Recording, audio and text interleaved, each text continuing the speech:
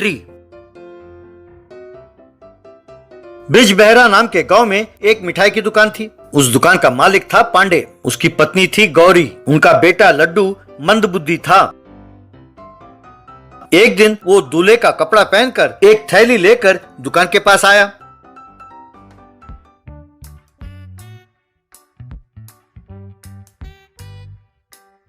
उसे देखकर पांडे, ये क्या बेटा, दूल्हे के कपड़े पहनकर आ गए? बापू, तुम्ही ने तो कहा था कि शादी की उम्र हो गई है, तुम्हारे लिए रिश्ता देखता हूँ, तुम तैयार रहो। इसीलिए मैंने कपड़े सिलवाए और तैयार हो गया। इस थैली में दुल्हन के कपड़े हैं बापू। अब मैं शादी के लिए तैयार हो गया हूँ बापू। अरे कमबख्त, कल इसी के लिए तुमने 2000 रुपए लिए थे। हे भगवान, कभी इसे अकल आएगी? इसकी शादी कब होगी? ये कब धंधा संभालेगा? क्या ये धंधा संभालेगा? अरे इसे तो लड्डू और मैसूर पाक में कोई फर्क नहीं पता चलता, बस खाने के लिए तैयार रहता है। अभी परसों की ही बात ले लो, मैंने इसे कहा मुझे बाहर जाना है, दुकान देख लो, बस दुकान के सामने दुकान को देखते ही बैठा रहा और जब ग्राहक आए उन्हें वापस लौटा दिया। कमबख्त। बापू, आप हमेशा मुझे डांटते रहते हो। मैं दुकान देख रहा था कि वो बीच में आ गए, इसीलिए मैंने उन्हें भगा दिया।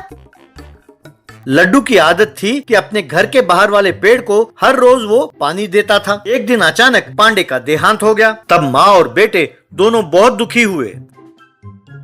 कर्जदार आए और उन्होंने दुकान को जब्त कर लिया। तब घर में गौरी, हे भगवान, मैं नहीं जानती थी उन्होंने इतना कर्ज उठाया है। अब उस मिठाई के दुकान के बिना हम जिएंगे कैसे? भगवान, समझ में नहीं आता, हम अब क्या करें? यूं वो दुखी हो रही थी।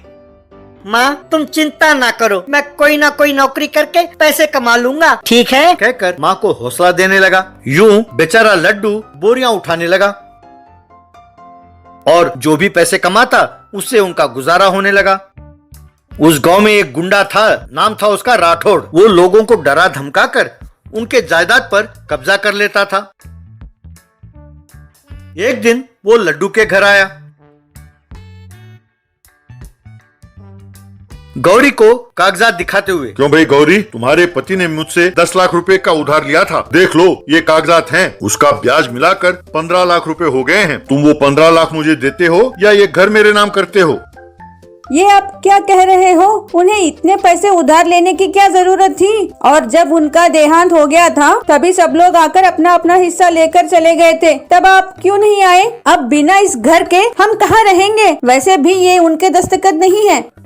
अरे मैंने सोचा कि तुम लोग शोक मना रहे हो इसलिए तब नहीं आया। तो क्या यही मेरी गलती थी? मैं तो भलाई करना चाहता था और तुम कहते हो कि ये दस्तखत उसके नहीं है। तुम मुझे नहीं जानती, चुपचाप ये घर खाली करो। ए सुनो, सारे सामान उठाकर बाहर फेंको। ऐसा उसने कहा अपने आदमियों से। अरे रुके रुके रुके राठौड़ जी, मेरी माँ भोली है ना, इसलिए ऐसी बोल रही है। माफ कीजिए, आपका उधार हम बहुत जल्द चुका देंगे, नहीं तो ये घर आप ले लीजिएगा। हमें थोड़ा वक्त तो दीजिए राठौड़ जी। तब वे सब वहाँ से चले गए।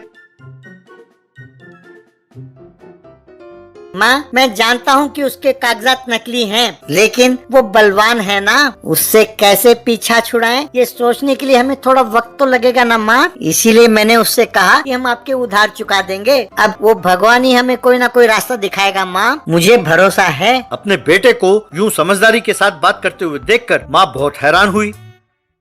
अगले दिन जब लड्डू पेड़ को पानी डाल रहा था तो पेड़ में से काफी सारे मिठाई निकले। बेटा लड्डू, तुमने हर रोज मुझे पानी डालकर मेरी प्यास और भूख को मिटाया है। मैं तुम्हारी मदद करूंगा। अब से तुम भी अपने पिताजी की तरह मिठाई की दुकान चलाओ। ये मिठाइयाँ सब तोड़ के मेरे पेड़ के नीचे ही दुकान खोलकर बैठ जाओ और बेचो। लड्डू ने पेड़ को प्रणाम किया, पेड़ में से मिठाइयों को तोड़ा और नीचे दुकान में सजा कर रखा। सब लोग आकर उस पेड़ को हैरान होकर देखने लगे। आइए आइए अंकल जी, आइए आंटी जी, आइए, बहुत ही कम दाम में मैं आपको ये मिठाई बेचूंगा। आइए और मिठाई का आनंद लीजिए। इस तरह लोग उसके दुकान में आकर खरीदने लगे। लोग मिठाई बहुत स्वादिष्ट है कहकर प्रशंसा भी करने लगे। जब कभी मिठाई खत्म हो जाते तो लड्डू पेड़ की ओर देखकर 5 किलो लड्डू चाहिए, 4 केजी जिलेबी, 3 केजी बादशाह कहकर आवाज देता तो पेड़ में से वो सब मिठाई प्रकट होते। वो पेड़ पर चढ़कर उन मिठाइयों को तोड़ लाता। लोग ये सब हैरान होकर देख रहे थे। इस तरह लड्डू ने खूब पैसे कमाए। राठौड़ दोबारा एक बार अपने आदमियों के साथ उनके घर पहुंचा। क्यों रे लड्डू, इस जादुई पेड़ से खूब पैसे कमाए तुमने? अब बहुत कमा चुके हो तुम। अब ये घर और ये पेड़ को छोड़कर घर खाली करके जाओ यहाँ से। क्यों रे नीच कमीने, ऐसे भोले लोगों को और कितना तंग करोगे तुम? नकली कागजात लाकर तुम इनका घर कब्जा करना चाहते हो कमीने। ये क्या आकर दिखा रहे हो मुझे? तुम तो सिर्फ एक पेड़ हो। मेरा दिमाग हिल गया तो मैं तुम्हें काट डालूंगा। तब पेड़ से मिठाई प्रकट हुए और राठौड़ और उसके आदमियों पे बरसने लगे। तब राठौड़ और उसके आदमी अरे बाप रे, ये क्या हो रहा है? अरे ये क्या हो रहा है? बचाओ बचाओ कहकर चिल्लाने लगे। वो मार सह नहीं पाए और डर के मारे वहां से भाग खड़े हुए।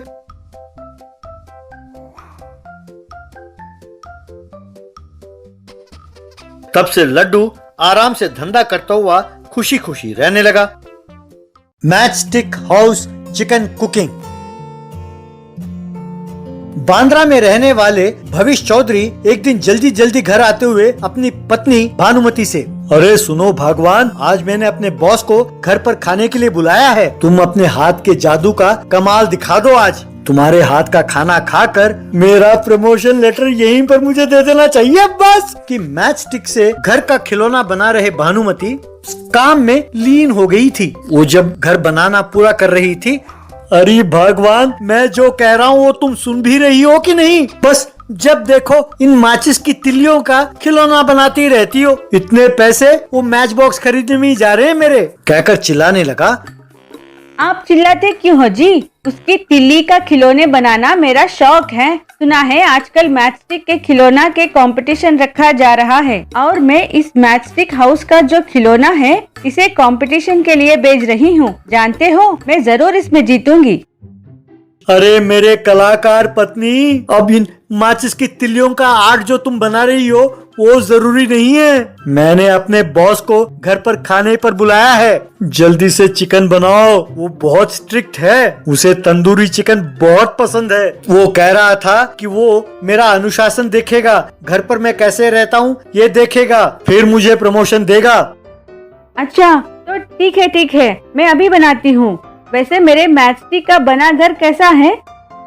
अरे बहुत बढ़िया है। पहले उसे वहाँ रखो कोने में और जल्दी से खाना बनाओ। बॉस के आने का टाइम हो गया है। ये लो फुल चिकन, जाओ जल्दी जाओ जल्दी जाओ। यूं कह ही रहा था कि भवेश का बॉस चक्रवर्ती घर के अंदर आया। बॉस का स्वागत करते हुए भवेश, आइए सर, आइए प्लीज कम सर। भानु यहाँ आकर देखो तो कौन आया है। मेरे बॉस आए हैं, उनके लिए चाय वाय बनाओ। अरे ये क्या भवेश, खाने के टाइम पर चाय? बस मैं सीधा खाना खाऊंगा। जरा स्वादिष्ट चिकन बनाकर तो खिलाओ यार। वैसा ही सही सर, बिल्कुल वैसा ही सही कहकर रसोई में गया। तब भानुमति परेशान दिख रही थी। उसे देखकर भवेश, क्या हुआ भगवान, तुम इतनी चिंता में क्यों बैठी हो? अजी गैस खत्म हो गया है, जरा जल्दी से पड़ोसी पंकज के घर जाओ और गैस सिलेंडर ले आओ। जब अपना सिलेंडर आएगा तो उन्हें लौटा देंगे। अरे ये क्या हो गया? अगर मेरे बॉस को शक हो गया कि यहाँ ना कोई डिसिप्लिन है या कोई प्लान, तो बस वो मेरा प्रमोशन कैंसिल कर देगा। वैसे वो मुझे टेस्ट करने के लिए अपने घर खाने के लिए आया है। दफ्तर में तो सब बड़े डिसिप्लिन का डींग मारते रहते हैं, पर उनका असली डिसिप्लिन उनके घर जाकर ही पता लगता है। ऐसा उसने कई बार मुझसे कहा। अब मुझे भी टेस्ट करने के लिए ही घर आया है। मेरे तो हाथ पाँव ठंडे पड़ गए हैं। ठीक है, तुम चिंता ना करो, मैं ही कोई रास्ता ढूंढता हूँ, कहकर रसोई से बाहर आया। क्यों भाई, अब तक खाना बनाना शुरू नहीं किया क्या? रसोई से कोई सुगंध ही नहीं आ रहा। ये क्या, तुम्हारे घर में इतनी देरी से खाना बनता है? टाइम पर खाना नहीं बनाते तुम्हारे घर में? क्यों नहीं सर, हम टाइम पर ही खाना बनाते हैं, पर आप जैसे बड़े लोग हमारे घर पहली बार पधारे हैं ना, तो आपको ठंडा खाना खिलाएंगे तो अच्छा थोड़ी ना लगेगा। इसलिए मैंने कहा था कि जब आप आएं तभी गर्मा गर्म खाना पकाएं। ये सुनकर चक्रवर्ती, शाबाश शाबाश, तुम्हारी सोच भी एकदम बढ़िया है, इसीलिए तो तुम मुझे पसंद हो। यूँ समझ लो कि ये प्रमोशन तुम्हारा ही है, पर खाने के बाद ही तुम्हें पूरा मार्क दूंगा। ठीक है सर, बस यूँ चुटकी बजाते ही खाना तैयार हो जाएगा सर। ये लीजिए, ये अखबार पढ़ते रहिए, बस खाना तैयार हो जाता है, कहकर उसके हाथों में अखबार थमाया। यूं वो अखबार पढ़ने लगा तो भवेश फिर से रसोई में भागा और, अरे भगवान, किसी तरह से उसे मैनेज करके अखबार थमा दिया पढ़ने के लिए। वो जब तक अखबार पूरा ना पढ़ ले छोड़ेगा नहीं। इतने में किसी तरह से तुम्हें खाना बनाना होगा। क्या मैं ये रसोई के खिड़की को तोड़कर वहाँ कूद कर जाकर सिलेंडर लेके आऊँ? आप यूँ टेंशन ना ले, अब जाकर चुपके से वो जो मैंने मैचस्टिक घर बनाया था उसे ले आइए। अब उसकी क्या जरूरत पड़ी है? उसे आराम से बना लेना, पहले खाने की तो सोचो।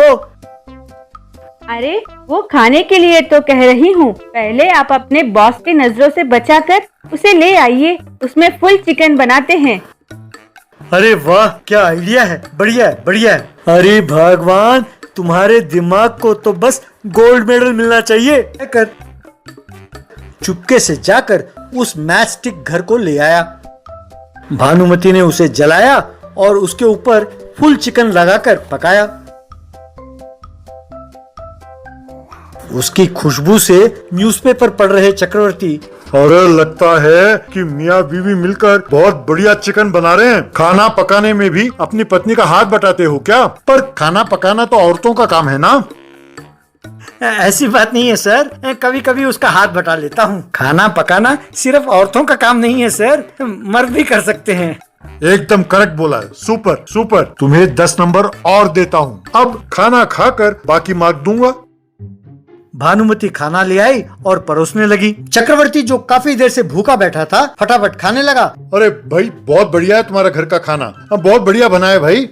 मुझे बहुत अच्छा लगा तुम्हारा घर, तुम्हारा डिसिप्लिन और तुम्हारे पत्नी के हाथ बटाना। भाई ऐसे ही आदमी को मैं ढूंढ रहा था। ये लो प्रमोशन लेटर, कल से तुम ही वाइस चेयरमैन हो। कहकर प्रमोशन लेटर उसके हाथ में थमाया। भवेश खुशी से उछला और अपने बॉस को बहुत बहुत शुक्रिया कहकर उन्हें घर विदा किया। उसके जाने के बाद पत्नी भानुमति के पास गया। भवेश, भगवान thank you so much, thank you so much. बेचारी, तुमने बड़ी मेहनत से कंपटीशन के लिए वो मैचस्टिक घर बनाया था, पर मेरे प्रमोशन के लिए तुमने उसे जला डाला। क्या तुम्हें इस बात का दुख नहीं है? अरे ऐसे कोई बात नहीं है जी, वो खिलौना चाहे तो 1 घंटे में तैयार कर सकती हूँ, पर उसके वजह से आपको प्रमोशन मिला है, वही मेरे लिए खुशी की बात है। इस बात से खुश होकर भवेश और भानुमति दोनों साथ साथ मिलजुल कर खुशी खुशी रहने लगे। Thank you for watching. Like, subscribe, share more interesting stories.